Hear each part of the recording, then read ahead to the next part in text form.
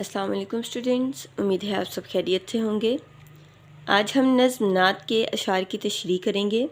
جیسا کہ پچھلے اشعار کی تشریح شروع کرنے سے پہلے ہم حوالہ متن کر چکے ہیں، تو ہم ہر بار حوالہ متن نہیں لکھتے، لیکن اگر پیپر میں آپ کو شعر کی تشریح آ جائے یا بند کی تشریح آ جائے تو آپ نے حوالہ متن لازمی لکھنا ہوتا ہے۔ آج ہے شعر نمبر 4۔ ہر موڑ پہ جلائی شمع ہدایت اس نے، جو راستہ تھا سیدھا ایک ایک کو بتایا۔ شمع ہدایت یعنی رہنمائی کی شمع۔ تشریح: اس شعر میں شاعر کہتے ہیں کہ آپ صلی اللہ علیہ وآلہ وسلم نے لوگوں کو سیدھا رستہ دکھانے کے لیے ہر قدم پر مدد کی۔ آپ صلی اللہ علیہ وآلہ وسلم کی آمد سے پہلے لوگ جہالت کی تاریکی میں ڈوبے ہوئے تھے۔ آپ صلی اللہ علیہ وآلہ وسلم نے خود تکلیفیں برداشت کیں اور لوگوں کو جہالت کے اندھیرے سے نکال کر انہیں سیدھا رستہ دکھایا۔ لوگوں کو ایک اللہ کی عبادت کرنے کا کہا۔ آپ صلی اللہ علیہ وآلہ وسلم نے زمانے کے اندھیرے راستوں پر روشنی کر دی۔ شاعر کہتے ہیں کہ جب آپ صلی اللہ علیہ وآلہ وسلم اس دنیا میں تشریف لائے تو ہر طرف گناہ ہی تھے۔ لوگ غفلت میں، لاپرواہی میں ڈوبے ہوئے تھے، جہالت کی تاریکیوں میں ڈوبے ہوئے تھے، تو آپ صلی اللہ علیہ وآلہ وسلم نے ان کی رہنمائی فرمائی، ان کے لیے ان کی راہیں روشن کیں، انہیں سیدھا رستہ دکھایا، وہ رستہ دکھایا جس پر چل کر وہ اپنی دنیا اور آخرت کو سنوار سکتے تھے اور کامیابی حاصل کر سکتے تھے۔ شعر نمبر 5۔ ہر آدمی پہ کھولا محنت کا راز اس نے، جو سو رہے تھے غافل آ کر انہیں جگایا۔ محنت کا راز ہم نے پہلے بھی پڑھا ہوا ہے، یعنی چھپی ہوئی بات، غافل غفلت میں پڑے ہوئے یا غفلت میں ڈوبے ہوئے۔ تشریح: اس شعر میں شاعر کہتے ہیں کہ آپ صلی اللہ علیہ وآلہ وسلم نے لوگوں کو محنت کرنے کا درس دیا۔ آپ صلی اللہ علیہ وآلہ وسلم نے لوگوں کو بتایا کہ محنت کامیابی کی ضمانت ہے۔ جو لوگ محنت سے کام کرتے ہیں کامیابی انہی کے قدم چومتی ہے۔ آپ صلی اللہ علیہ وآلہ وسلم نے محنت کرنے والے کو اللہ کا دوست قرار دیا۔ آپ صلی اللہ علیہ وآلہ وسلم کی آمد سے پہلے لوگ غفلت میں ڈوبے ہوئے تھے، وہ اپنے دنیا میں آنے کا مقصد نہیں جانتے تھے۔ آپ صلی اللہ علیہ وآلہ وسلم نے انہیں خواب غفلت سے بیدار کیا اور انہیں بتایا کہ انسانوں کو پیدا کرنے سے اللہ تعالیٰ کا مقصد یہ تھا کہ اللہ کی عبادت کی جائے۔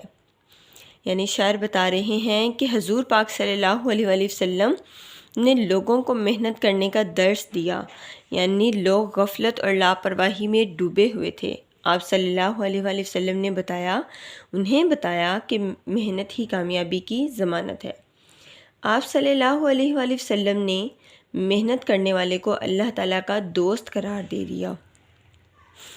اسی طرح آپ صلی اللہ علیہ وآلہ وسلم کی آمد سے پہلے لوگ لاپرواہی میں، غفلت میں، جہالت میں ڈوبے ہوئے تھے، وہ عیش و عشرت میں پڑے ہوئے تھے، گناہوں میں ڈوبے ہوئے تھے، وہ اس دنیا میں آنے کا مقصد نہیں جانتے تھے، تو حضور صلی اللہ علیہ وآلہ وسلم نے ان کی رہنمائی فرمائی، انہیں اس خواب غفلت سے بیدار کیا اور انہیں بتایا کہ اللہ تعالیٰ نے انہیں اس دنیا میں اپنی عبادت کے لیے بھیجا ہے۔ شعر نمبر 6۔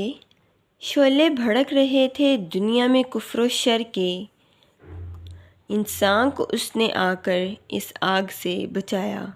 کفر و شر یعنی بدی کی قوتیں۔ تشریح: اس شعر میں شاعر کہتے ہیں کہ جس وقت حضرت محمد صلی اللہ علیہ وآلہ وسلم اس دنیا میں تشریف لائے اس وقت دنیا کی حالت بہت بری تھی۔ لوگ لڑائی جھگڑوں میں پڑے ہوئے تھے، بتوں کی پوجا کرتے تھے، نہ بڑوں کی عزت کرتے تھے اور نہ ہی چھوٹوں سے شفقت کا برتاؤ کرتے تھے۔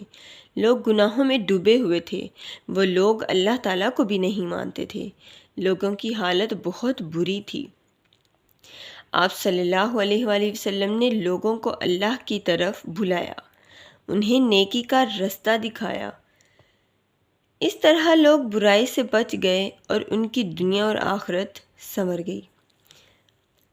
یعنی اس شعر میں بھی شاعر وہی بات کر رہے ہیں کہ جب حضرت محمد صلی اللہ علیہ وآلہ وسلم اس دنیا میں تشریف لائے تو لوگوں کی حالت بہت بری تھی، یعنی لوگ گناہوں میں اس قدر ڈوبے ہوئے تھے کہ انہیں نظر ہی نہیں آتا تھا، انہیں اس بات کا احساس ہی نہیں ہوتا تھا کہ وہ کیا کر رہے ہیں۔ وہ لوگ جہالت کی تاریکیوں میں گھرے ہوئے تھے، ڈوبے ہوئے تھے، لڑائی جھگڑوں میں پڑے ہوئے تھے، بتوں کی پوجا کرتے تھے، اپنے خالق حقیقی کو جانتے ہی نہیں تھے۔ وہ اپنے خالق حقیقی یعنی اللہ تعالیٰ کو مانتے ہی نہیں تھے، اللہ تعالیٰ پر ایمان ہی نہیں رکھتے تھے۔ آپ صلی اللہ علیہ وآلہ وسلم نے انہیں اللہ کی طرف بلایا، ان کی رہنمائی فرمائی، انہیں نیکی کا رستہ دکھایا، وہ رستہ دکھایا جس پر چل کر وہ برائی سے بچ گئے اور انہوں نے اپنی دنیا کے ساتھ ساتھ آخرت کو بھی سنوار لیا۔ جی اسٹوڈنٹس، یہ تھا ہمارا آج کا کام۔ آپ نے اس کو اپنی کاپیز پر لکھنا ہے، اس کی دہرائی کرنی ہے اور اس کو یاد کرنا ہے۔ اگلی ویڈیو تک کے لیے اللہ حافظ۔